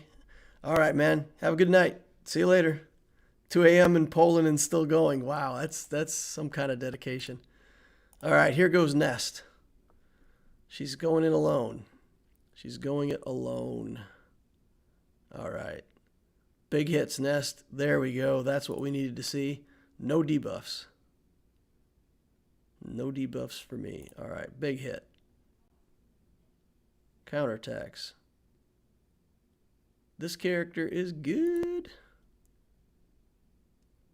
We like it. Like it like that. Oh, she got the debuffs on me. How did she do that? Not fair. Not fair. You don't have enough tenacity to do that, even with your bonus from your skills. I missed something. Something I missed somewhere. But it's okay. We got her anyway. Okay. 2 a.m. in Germany and going. All right, so let's see what else we got here. This team is low synergy and has a Mon Mothma that's just going to run away pretty quickly. So maybe we can do the Rebels here with my garbage CLS. I really have to relic him someday. It's so pathetic. I've got a good Chewie and a good Han, and then this little Commander Luke with no Zetas on him that's just waiting for someday. Waiting for something for someday. Yeah, Han, take that. Do we want to kill Han, or do we just want to work on Bastila after that? I mean, he went crazy on me and got nothing, so out he goes. Stun. And she doesn't even do her little guy. I love that move. Whatever. Run away, Mon Mothma, run away. 53 banners. That's good. How did you relic those two and not CLS? I relic them for the Millennium Falcon. I did that quite some time ago. And I wanted my Supreme Leader Kylo Ren. Now I want my Sith Eternal Emperor. When I get focused on an objective like that, guys, I focus. I don't mess around. So like CLS is waiting. I don't have a Darth Revan. I don't have a Malak. That stuff just has to wait. It's just gonna wait till I get my other stuff. And then when I get C, I'm gonna maybe work on 1 or 2 characters, probably CLS be one of them, and then I'm going straight into Rey. So I'm not messing around with that stuff. Going straight for my Galactic Legends. All right, this one has a Wampa. Wampa needs some kind of control, right? Because you can Rexolate Wampa though, right? Wampa's still subject to health effects. He doesn't have anything that reduces the health effects, right? Okay, so we can bring the clones in. Let's see, where's the clone team? Went past them, eh? I've got 2 clone teams sorted out. So this is Rex 5s and the ARC Trooper. He's good. All right. And we understand that the 5s may indeed be sacrificed, which happens often with this team that I have built, which we're completely okay with. It won't be a high banner win if that happens, but if it does, not sad. Working as intended. There we go. Working as intended. So it's time for Wampa to go. Wampa didn't go. Wampa's got more. He's got more in the tank. All right, well, we're going to work on Ahsoka then. So you can get a few dodges. I feel like I could almost put this on auto. My clones are so fast now, they're going to run circles around these guys. Picking away, picking away. All right, let's get him to assist again. Wampa, die. Auto. Working as intended.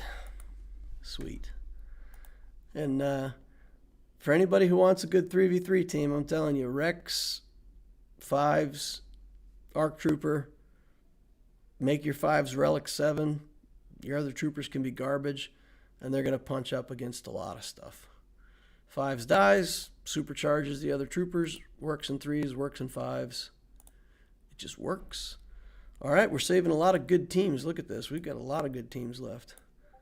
All right, so who do we have that's actually a trooper that fits these requirements? We didn't save any first order. He's not a trooper. He's not a trooper. And if we go to our actual Imperial troopers, you know, we got the officers, but the troopers themselves are all sad. Those are some sad troopers. Sad troopers. We could bring in...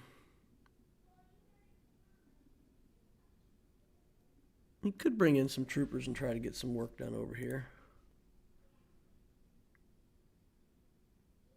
We'll get blinded if they take a turn. So we could put Piet into a team. Yeah. It's not going to work against these relic characters. With the auto deploy, there's just nothing here for it. Nothing here for it. Won't work.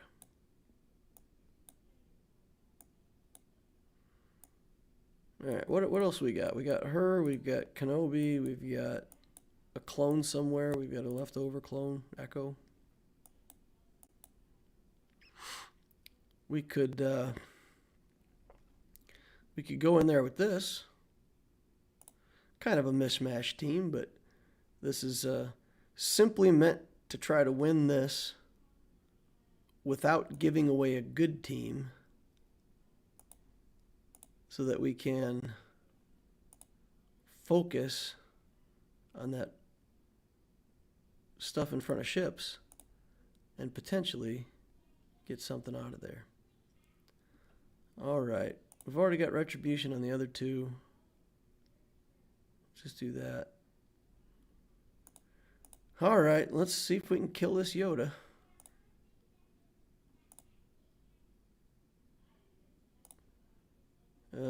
Get the blind off of him. Keep working on the Yoda. Keep working on the Yoda.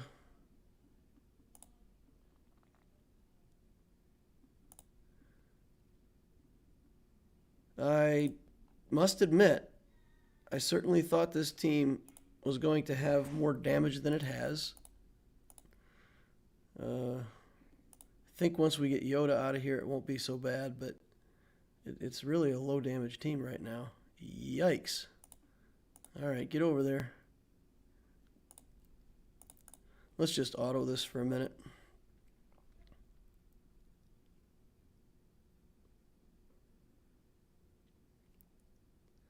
That Chupio is tough.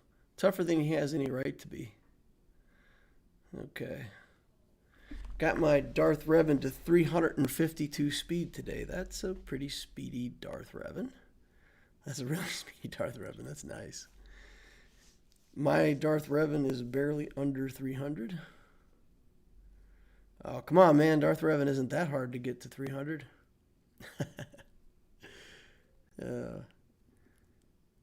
Yep. Darth Revan should be 320 or higher, I think, is where he hits his sweet spot. His speed, I mean, once he gets a stack of ferocity, his speed just takes off like crazy. So as long as you can get there, it's good. All right. Wait. Don't. Ah. Well, I was hoping to get back some protection on Kenobi, but we'll lose that one banner. All right, so we beat that with kind of a throw-off team. 2 Gear 12s and 1 Relic character. And that clears the zone for us, right? All right, so we've really got some serious teams to try up here. What do you guys think I should try against this Jedi Master Luke? That's a question for the chat. What are we doing for Luke? Just started playing Swigo, and I love it. Your guides have been invaluable. Hey, thanks for the feedback. Really appreciate it, man. I'm glad it's helping. That's really what I'm trying to do, is help new people. So good to hear that it's working. Do you have any tips how to get speed up? My first order squad is my main squad, and I usually win, but circles run around me in the beginning. You got to have a good mod strategy. You got to farm speed mods. You got to know how to get your speed subs. There's also a mod video. I have a pair of mod videos. One that just talks about how to get good mods, how to tell that they're good, how to work on them. And I've got one that shows me modding my Geos and kind of going through mod by mod, what's good, what's bad, what's ugly. It's kind of a long, boring videos to watch, but it really is meant to kind of demonstrate with examples on how to get yourself a good mod strategy. And I got to tell you guys, doing the Loquitur account once a week, I've started doing my main account once a week just like that. It's helpful to save up all your money, do all that mod work, and then whatever money's left over, you come and invest in your characters. Man, that's helped me so much. And on the Loquitur account, you can see it every week when I go in for mods. I get a good clean run on my mod strategy. I get to play with all the mods I want to play with until I run out of materials. And then I've still got plenty of credits left over to work on a few characters. So make that part of your mod strategy.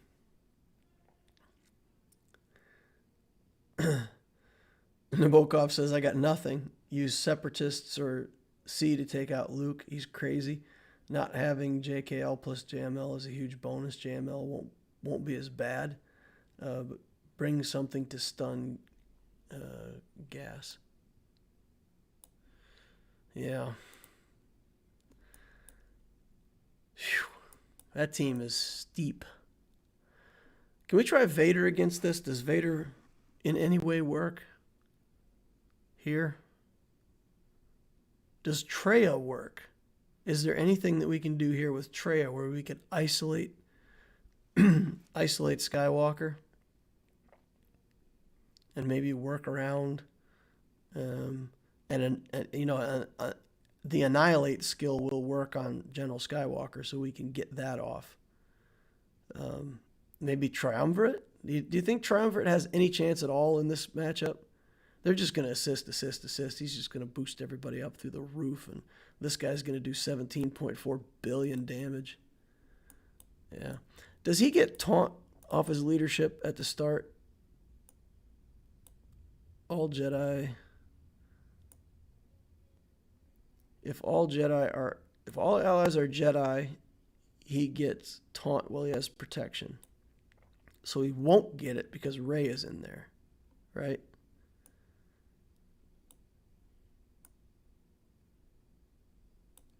But as soon as I try to kill somebody, he gets in the way. That's the way that works, right? Damage tech to Vader, isolate gas. So what would that be? Vader, Traya, and Watt? That team's just going to die. Going to die instantly. Vader may not even get a turn. Because he's going to trigger... The first turn he goes, he's just going to trigger F-Lux, right? And just crush my guys. That gives Jedi 15% turn meter. Skywalker's going to go. This is going to get roasted. What I could do, I could just throw off a team against that. I could just take in something that's got, this. I could just take in this. And that would, Luke would do his good move. Jedi Knight, or General Skywalker would do his good move. I'd come in against wound up turn meter, but they would use their good abilities, and then Vader could get in. How fast is he? 535. Thrawn, Vader, Palpatine. Tico Sacrifice. Or Thrawn, Vader, Watt.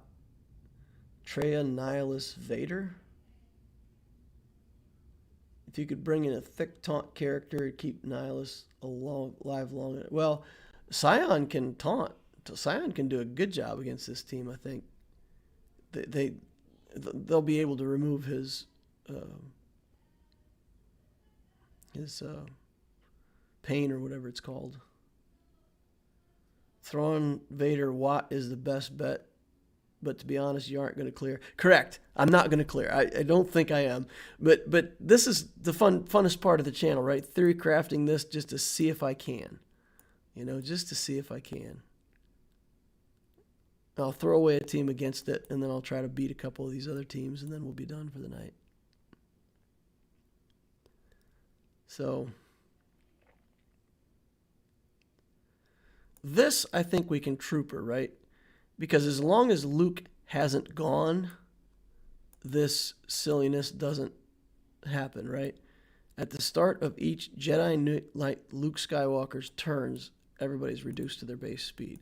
So as long as I just go first and pound him into the dirt, there's nothing he can do about it, right? So we can just go with these guys, get rid of Stark, bring in Gideon, and have a roast.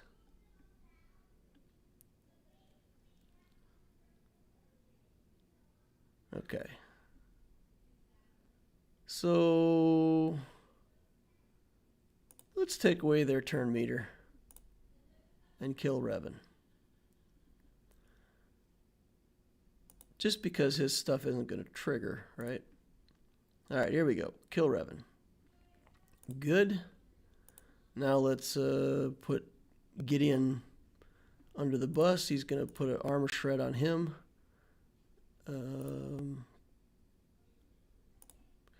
Giddy up. Giddy up. Now put Daze on. Don't get a turn. Oh, you got a turn. That ain't right. You're not supposed to get a turn. Now he's going to get lots of turns. But they're at half damage, so it's not horrible. And he's got one armor shred on. But he's mad. He's really mad. Let's get that going over there. Let's take away their turn meter again. Lovely. See if we can get back some protection.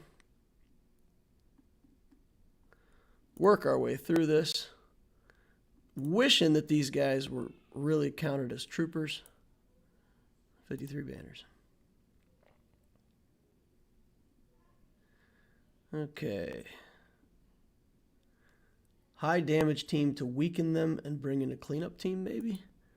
The problem is the first two skills. The first two skills that go off are the issue. Because the Jedi Master Luke is going to mess up my team. And then he's going to do this force grip and daze everybody and do damage to everybody. And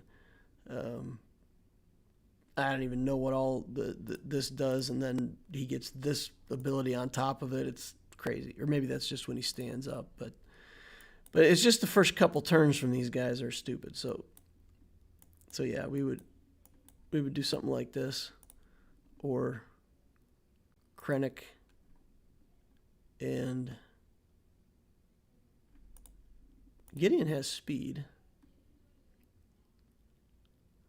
So just put in a couple guys that are just like enough to draw off the worst of it. They probably won't even get a turn. See, now that we're through that, it's at least something, right? Lasted too long, though. They needed to die because now they took turns and they got cooldowns back on some of their abilities. But we can try that now. We can try it. All right, let's try to finish this out. So we got Vader. We've got another team that isn't that great. Maybe we got another bounty hunter team somewhere in here that we could use. So we've got Vader still. We've got Palpatine. We've got Revan. Which one of these teams do we want to Revan? This is more of a threat, right? So we can Revan this team. Or we can Revan this team. We can Revan this team and just deal with it and be done, right? So we can do that over here.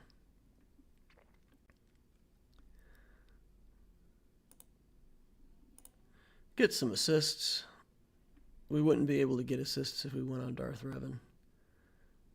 All right, let's get some translation. Guess we can't. I guess we can't steal it. That's too bad. All right, let's do this again. Let's do this on Padme. Let's do this on Yoda. Let's do this on Bindo. Cool him down. Too bad you can't get buffs. Wiggle around. Alright, Savior popped. Savior triggered. We'll do this just to get him marked. Won't help much, but...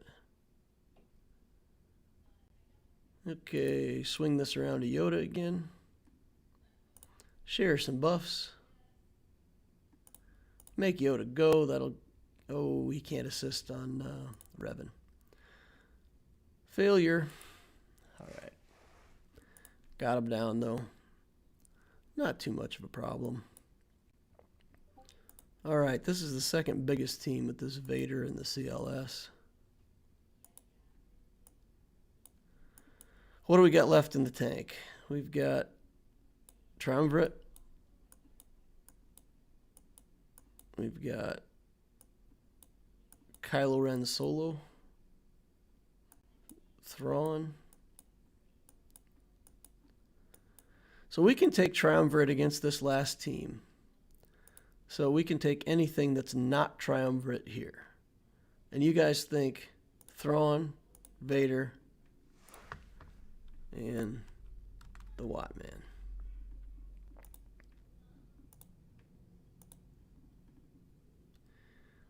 All right. Don't know where this is going to end up, but I'm willing to give it a shot.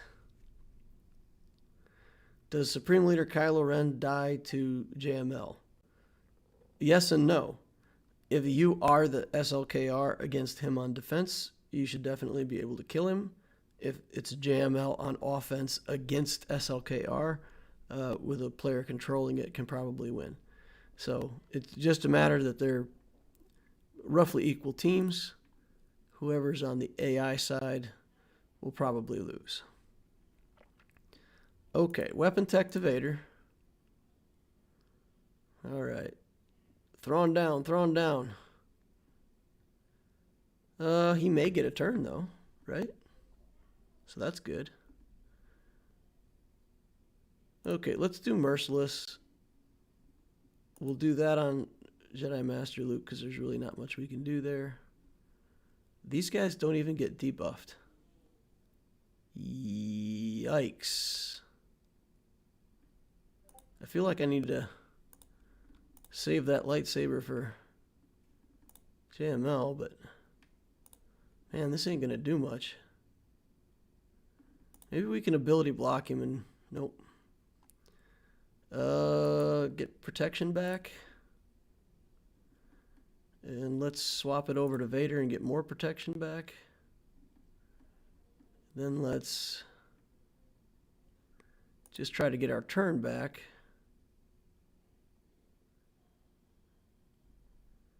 Okay, let's take this off of Vader. All right, next time Vader goes, he's got to win. And he's ability blocked. We're done. That Rey, though, putting up all those debuffs. Yeah. Maybe I should have just thrown the lightsaber at JML to see what would happen.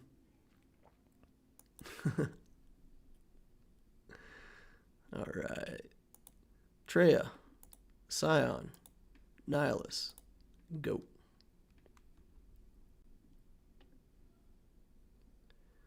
All right. Wow, okay. Well, don't have any of that then. All right, under stealth, let's isolate him because we can. Stun me? That's not fun. Get rid of those buffs. For anybody who didn't see that, trail lead, you get rid of all your debuffs at the start and take a bunch of damage, which is not that big of a deal in the Triumvirate team itself. You don't mind taking that damage. You'd rather take the damage than have all those debuffs. All right.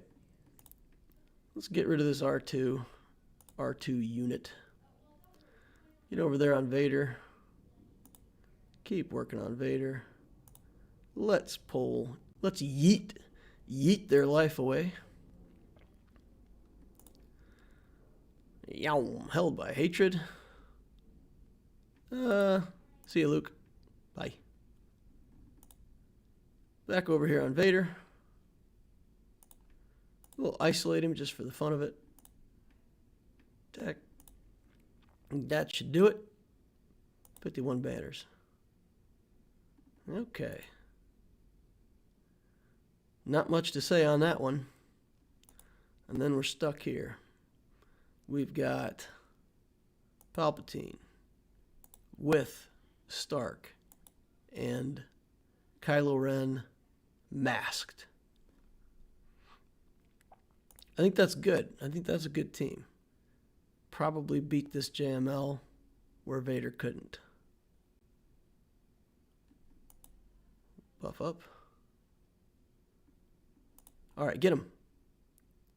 That didn't kill everybody. That's supposed to kill all of them at once. Come on, that move is super powerful. All right, denied. Wheel. There we go. 2 zones cleared. 3 teams up front. I really don't think there's any way with what he's got left on offense that he can do much of anything against me. So, auto-deploy for the loss. SLKR is on defense. Yeah. I'm sorry. I didn't realize that's the question you were asking when you asked about SLKR. Yeah, I put my SLKR in defense pretty much all the time. Just because you can psych yourself out with this, right? If it's Galactic Legend versus Galactic Legend, and you say, well, I'm going to keep him on offense in case they put theirs on defense, then I'll always have a counter. And they don't, and they keep it on offense. And then sometimes you don't really get a premium matchup, and meanwhile their Galactic Legend gets to solo your Galactic Legend.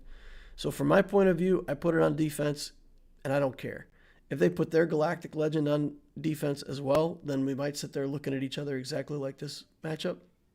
If they do save it for offense, they're pretty much going to have to use their Galactic Legend to beat my Galactic Legend, which is also fine with me, and then we're exactly even on the matchup from there. So I would rather make them beat me in that matchup and put him on defense. And I know people say, well, he's not the best defensive Galactic Legend. Well, if he's the only Galactic Legend you got, then he's your best defensive Galactic Legend. Does that keep you from Kyber since you don't get as many full clears? Never so far. I get Kyber every time. So, yeah. Even with this, you know, I'll win, and then you get, I don't know, something like 1,100 banners or something like that for winning. So I would rather get 2,000 banners and a win on top of it than go for broke and get, you know, 2,600 banners here and lose. That would still get you less banners than a 2061 plus a win. So to me, winning is important. I would rather win, and it hasn't prevented me getting Kyber. And last season with this account, it was the exact same record. It was 10 out of 12. I dropped 2 matches with this account and still got Kyber. So, and this is going to be favorable for us. I think we should be able to get these feats with our first order Stormtrooper variants. So we'll be able to complete a lot of feats this Grand Arena and should have no problem getting Kyber. I just left my guild and now I'm sad. They were nice, but after 3 territory wars not being able to start, it was time to go. That's exactly it, man, and I feel your pain, especially when you're with a bunch of people that they're good people that are fun to be around. Maybe they have a daily joke or something like that. You know, just it's fun to be around good people, but you do have to look out for yourself also. So, hope you find a great guild. That's about going to wrap it up for me for the day. I'm going to quick go over and see if anybody else put anything in the Ask Darth Loquitur stuff for the discussion. Doesn't look like there's anything new over there. So that will wrap up our stream for the evening. I can't tell you how much I appreciate you guys coming out to watch. This is really a lot of fun. I love the conversations that are happening over here in chat. And, you know, you guys and your reactions and responses are what makes me want to do this and, you know, keep entertaining y'all. So keep it up. Keep coming to see these. For anybody who wasn't watching live, we got a lot of likes on the live. Looks like every single person here used their lightsaber and crushed that like button and treated it like a Jedi. So for anybody who's watching the video afterwards, please do the same. Subscribe to my channel for more like this in the future.